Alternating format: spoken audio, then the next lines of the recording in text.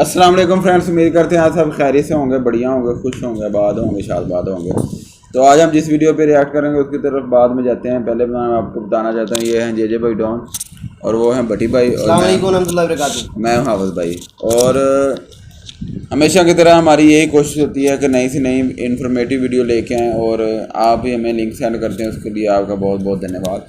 तो आज हम जिस वीडियो पे रिएक्ट करेंगे वो है जी इंडिया और चाइना का जो क्लैश चल रहा है ना, आजकल क्राइसिस चल रहे हैं, उस पर आज वीडियो है। तो वो वीडियो देखेंगे, उसमें यही बताया गया है कि क्या होएगा। वो सरप्राइज है यार, तो वीडियो देखेंगे। वीडियो देखने से पहले आप हमारे चैनल को, जिसका नाम है Pakistan genius reaction YouTube channel, इस चैनल को लाइक करें, सब्सक्राइब करें, अपने दोस्तों के साथ शेयर करें और वीडियो एंड तक देखा करें। एंड वाला रिएक्शन बहुत मज़े का होता है। और हमारे एक सब्सक्राइबर हैं बहुत प्यारे, दिलो जान से प्यारे, वो है विपिन कुमार। तो बहुत बहुत शुक्रिया सर आपका हमने मैसेज पढ़ा है, कमेंट पढ़ा है, तो आप हमसे प्यार करते हैं, हम भी आपसे बहुत प्यार करते हैं, इसी वजह से हम हाजिर होते हैं वीडियो लेके आके। तो विपिन कुमार साहब, आप हमारे दिलों में रहते हैं, बहुत बहुत शुक्रिया आपका। तो जी भट्टी भाई जी, तो वीडियो की तरफ जाने से पहले हमारे चैनल को सब्सक्राइब कर लें, हमारी वीडियो को लाइक और शेयर लाजमी कीजिएगा, एंड वाले रिएक्शन मिस ना कीजिएगा। तो काफ़ी मोहब्बत भरा प्यार मोहब्बत भरा हमारा रिएक्शन होता है। और लो चलो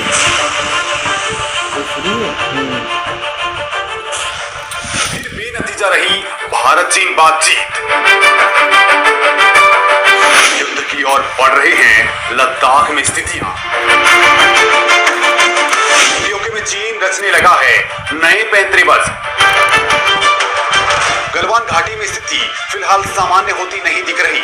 लद्दाख में हिंसक झड़प के बाद भारत और चीनी सेना के बीच बातचीत का दौर जारी है, लेकिन जो खबर मिल रही है वो बेहद खतरनाक है। तमाम बातचीत के बाद हल निकलता दिखाई नहीं दे रहा। चीन ने पीछे हटने से साफ इनकार कर दिया है, तो भारत ने भी दो टूक कह दिया है कि उसे किसी भी सूरत में पीछे हटना ही होगा। लिहाजा अब दोनों सेनाओं ने युद्ध की तैयारियां शुरू कर दी हैं। ये इस वक्त की बड़ी खबर है जो गलवान घाटी से आ रही है। मामला विकराल रूप लेता जा रहा है। वहीं दूसरी ओर पाकिस्तानी फ्रंट से भी चीन नई साजिशों को अंजाम देने में जुट गया है। ये पूरी बातें दोस्तों आपको बताने वाले हैं। यानी अब जो स्थिति बन रही है वो बेहद खतरनाक मोड़ ले सकती है, क्योंकि एक तरफ तो चुशुल में दोनों देशों की सेनाओं के कमांडर मिल रहे हैं, लेकिन इससे इतर LAC के दोनों ओर पिछले 3 दिनों में सेना की मौजूदगी तेजी से बढ़ाई गई है। लगातार सैनिकों की संख्या बढ़ती जा रही है, जो तनाव की स्थिति को दर्शाती है।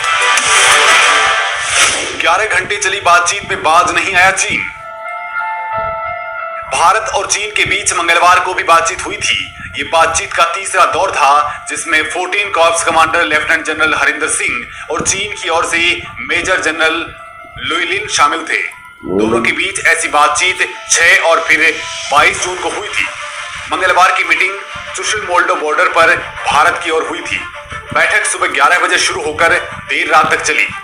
बातचीत में सैनिकों को पीछे हटाने की बात हुई, लेकिन बावजूद इसके चीन ने 3488 किलोमीटर में फैले LAC के अलग अलग हिस्सों पर सैनिक बढ़ा दिए हैं। ऐसा लद्दाख के अलावा सिक्किम और अरुणाचल प्रदेश में भी किया गया है। इसे देखते हुए भारत ने भी अपनी तरफ से तैयारियों में कोई कोर कसर नहीं छोड़ी है। भारत की ओर से कहा गया है कि 22 जून की मीटिंग में जो कुछ तय हुआ था उस हिसाब से चीन को पीछे हटना था। इसमें दोनों तरफ से सैनिकों में कम से कम 3 किलोमीटर की दूरी पर बात हुई थी। मंगलवार की मीटिंग में भारत ने कहा कि PLA पेंगोंग लेक और गलवान घाटी में अपने जवानों को पीछे करे, जिससे फिर 15 जून जैसा कुछ ना हो। सूत्रों का कहना है कि अभी चीन की ओर से ऐसा कुछ दिखाई नहीं दे रहा है। पीछे हटने की बजाय चीनी सैनिक लगातार बढ़ते जा रहे हैं। ऐसे में स्थिति सामान्य होने में कुछ महीनों तक लग सकते हैं। इस बीच भारत सरकार ने 59 चीनी ऐप्स को बैन करके उस पर प्रेशर बनाना शुरू कर दिया है। LAC पर तेजी से बढ़ाई गई तैनाती। भारतीय सेना ने अपनी मौजूदगी को काफी हद तक मजबूत कर लिया है। इसके अलावा चीनी सेना की ओर से भी फिंगर इलाके, पेंगोंग लेक इलाके में भी अपनी मौजूदगी को बढ़ाया है। बीते दिन फिंगर 4 को लेकर दोनों देशों की सेनाओं में बातचीत हुई थी। फिंगर 4 को लेकर तनाव बढ़ता जा रहा है, क्योंकि यहां पर अब चीनी सेना ने अपना कब्जा जमा लिया है। चीनी सेना यहां से पीछे नहीं जा रही, जबकि ये पहले दोनों देशों के लिए पेट्रोलिंग पॉइंट था। चीनी सेना की ओर से लगातार फिंगर 4 पर सख्ती बरती जा रही है। उसकी कोशिश तो थी कि वो और आगे आगे आए, लेकिन भारतीय सेना की तैयारियों को देखते हुए उसकी हिम्मत नहीं हो पा रही। इसके अलावा जिन 3 इलाकों में विवाद हो रहा है उनमें गलवान घाटी का पेट्रोलिंग पॉइंट 14 इलाका है जहां पर झड़प हुई थी। साथ ही पेट्रोलिंग पॉइंट 15 और 17A पर भी विवाद जारी है। पेंगोंग लेक के मुकाबले इन इलाकों में हालात कम तनावपूर्ण हैं, लेकिन खतरा लगातार बना हुआ है और भारतीय सेना भी यहाँ माकूल तैयारी कर चुकी है। अभी ताजा बातचीत में जो मुख्य बातें सामने आई हैं उनके मुताबिक अभी तक ये तय नहीं हो पाया है कि दोनों सेनाएं मौजूदा जगह से पीछे कैसे हटेंगी। साथ ही क्योंकि दोनों सेनाओं की ओर से पीछे हटने की अलग अलग शर्तें रखी जा रही हैं, ऐसे में एक साथ बात आगे नहीं बढ़ पा रही है। मौजूदा स्थिति के मुताबिक अब अगली बातचीत पर फोकस है। साथ ही ऐसी उम्मीद दिखती है कि अब पीछे हटने की प्रक्रिया एक तरह से सर्दियों में ही शुरू हो पाएगी, क्योंकि तब दोनों सेनाओं के जवानों के लिए उस स्थिति में वहां पर मौजूद रहना काफी मुश्किल होगा। भारत से 2 फ्रंट वॉर की साजिश में चीन पाकिस्तान। लद्दाख के साथ ही भारत के खिलाफ चीन और पाकिस्तान 2 फ्रंट वॉर की साजिश रच रहे हैं, जिसके तहत गिलगित बाल्टिस्तान इलाके में पाकिस्तानी सेना ने अपने 20,000 जवानों को तैनात कर दिया है। इन जवानों को जहां तैनात किया गया है वो जगह उत्तरी लद्दाख की सीमा के नजदीक है। सैनिकों की तैनाती को भारत के ऊपर दबाव बनाने की कोशिश के रूप में देखा जा रहा है। आशंका जताई जा रही है कि पाकिस्तान ऐसी हरकतें चीन के इशारे पर कर रहा है। बताया जा रहा है कि हाल ही के दिनों में चीन और पाकिस्तान के सैन्य अधिकारियों के बीच कई बैठकें हुई हैं, जिसके बाद उत्तर में लद्दाख से सटे गिलगित बाल्टिस्तान में पाकिस्तान ने अपने 20,000 सैनिकों को तैनात किया है। कुछ दिन पहले ऐसी रिपोर्ट आई थी कि इस क्षेत्र में स्थित पाकिस्तान के स्कर्दू हवाई अड्डे पर चीन का एयर रिफ्यूलिंग एयरक्राफ्ट उतरा था। बालाकोट वाला बम खरीद रहा है भारत। चीन के साथ बढ़ते तनाव के बाद भारत जमीनी ठिकानों पर मार करने की अपनी क्षमता को और मजबूत करना चाहता है। ऐसे में भारत और स्पाइक बम खरीदने की योजना बना रहा है। जो बम भारत खरीदने की तैयारी कर रहा है वो स्पाइक 2000 का एडवांस वर्जन है, जो कि क्षण भर में दुश्मनों की इमारतों और बंकरों को धूल में मिला देगा।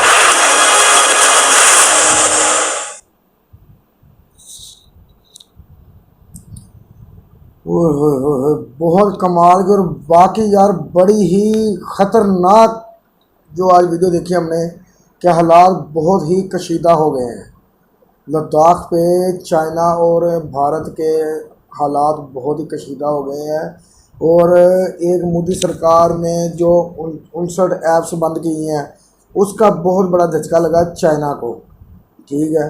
तो जिस वजह से ना मज़ीद शायद उनकी वजह से कि जैसे जैसे इंडिया एक्शन ले रहा है चाइना के ख़िलाफ़, ठीक है, तो चाइना को शायद को मज़ीद इस तरह भड़का रहा है ना कि चाइना परेशान हो रहा है कि क्या करूं। उसका अब एक ही मकसद होगा कि वार, चाइना का एक ही मकसद होगा कि वार होगी, ठीक है। नहीं, और जो दूसरा ये कह रहे हैं कि 20,000 फौजी जवान पाकिस्तान के इधर आए हैं गिलगित बल्तिस्तान में, तो ये तो फेक न्यूज़ है, ये कोई रियल न्यूज़ नहीं है। हाँ, ऐसी कोई न्यूज़ नहीं है और ना ही कोई पाकिस्तान ने ऐसे कोई भेजे हैं अपने आर्मी, तो ये फेक है। क्योंकि अगर होता तो ऐसा तो हम सबसे पहले तो हमको पता चलना था ना, ठीक है ना। मगर ऐसा कोई कुछ नहीं किया, पाकिस्तान ने कोई कुछ नहीं किया, ठीक है। हर देश, चाहे वो हिंदुस्तान है, चाहे पाकिस्तान है, चाहे वो चाइना का है, चाहे बांग्लादेश है, हर देश अपनी सिक्योरिटी के लिए अपनी सरहदों पे हिफाजत के लिए रखे हुए हैं। हर देश ने अपनी आर्मी वो अपने देश की सिक्योरिटी के लिए है, किसी के देश की नहीं, और ना ही कोई भी किसी की वार में हिस्सा बन सकता है। ये ऐसा नहीं बिल्कुल होता। तो इस वीडियो में बहुत अच्छी डेफिनेशन के साथ बताया गया था ये चाइना और इंडिया की जो वार चल रही है लद्दाख में, ये दोनों ही सुपर पावर कंट्रीज़ के दरमियान दो अगली जो नई आने वाली जो सुपर पावर है वो या इंडिया है या चाइना। ये सिर्फ जंग इस चीज़ की चल रही है और दूसरे ममालिक को उस लपेट में घसीटा जा रहा है। और इसमें हम तो पहले से भी चाहते हैं, मज़ीद चाहते हैं, जैसे हमारे फॉलोअर्स जितने भी हमारे फॉलोअर्स हैं, फैंस हैं, वो हमें इनवाइट कर रहे हैं इंडिया आने के लिए, हम उन्हें इनवाइट करेंगे। इस तरह मामला चलने चाहिए।